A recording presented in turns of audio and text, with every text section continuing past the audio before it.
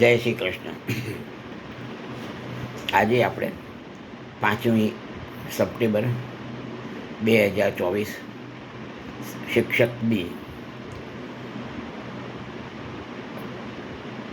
તારીખ 5 સપ્ટેમ્બર 1888ના દિવસે સર્વપલ્લી ડૉક્ટર રાધાકૃષ્ણનનો જન્મ થયેલો.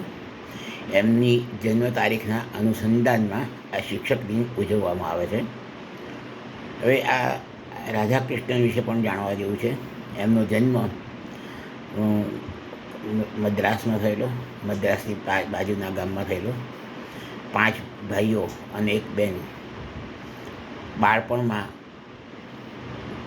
બહુ જ મધ્યમ વર્ગના કુટુંબમાં જન્મ થયેલો.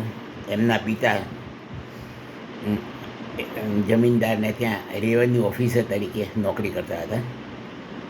હવે જ્યારે નાના હતા ત્યારે એમના માતાજી એક જ્યોતિષી પાસે એમનો હાથ બતાવ્યો, તો જ્યોતિષીએ કહ્યું કે આ છોકરો ભણશે નહીં. એટલે મા ઘરે આવી અને રડતી હતી. આ જોઈ અને રાધાકૃષ્ણ પૂછે છે કે મા શું થયું? તો કે જ્યોતિષી કહે છે કે તું ભણીશ નહીં. તો એ વખતે એમણે ચેલેન્જ તરીકે સ્વીકાર્યું કે હું ભણીશ, વિદેશી યુનિવર્સિટીઓમાં ભણીશ અને બહુ જ મોટો નોલેજેબલ પર્સન થઈશ. એમણે 20 વર્ષની ઉંમરે હિન્દુ ધર્મ, અદ્વૈતવાદ અને વેદાંત એના ઉપર એમની સૌથી પહેલી થીસીસ જાહેર કરી. એ 1939માં બનારસ હિન્દુ યુનિવર્સિટીના પ્રેસિડેન્ટ બન્યા. 1962માં ભારતના રાષ્ટ્રપતિ બન્યા અને 1962માં ફરીથી બીજા 5 વર્ષ માટે એ ભારતના રાષ્ટ્રપતિ બનેલા. એમને સંસ્કૃતમાં PhD કર્યું, એટલે ડૉક્ટરની ડિગ્રી પ્રદાન કરેલી, એટલે ડૉક્ટર રાધાકૃષ્ણન થયા.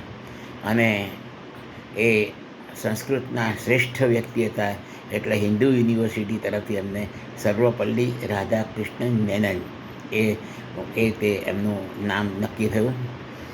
અને એમના જન્મ તારીખે એમની યાદમાં આ શિક્ષક દિન ઉજવાય છે. એટલે જસ્ટ લાઈક પાણીનીના જેમ એમણે ચેલેન્જથી અભ્યાસ સ્વીકારેલો અને આખા જગતમાં એમનું નામ થયેલું. એમને ભારત રત્નનો પણ એવોર્ડ થયેલો છે.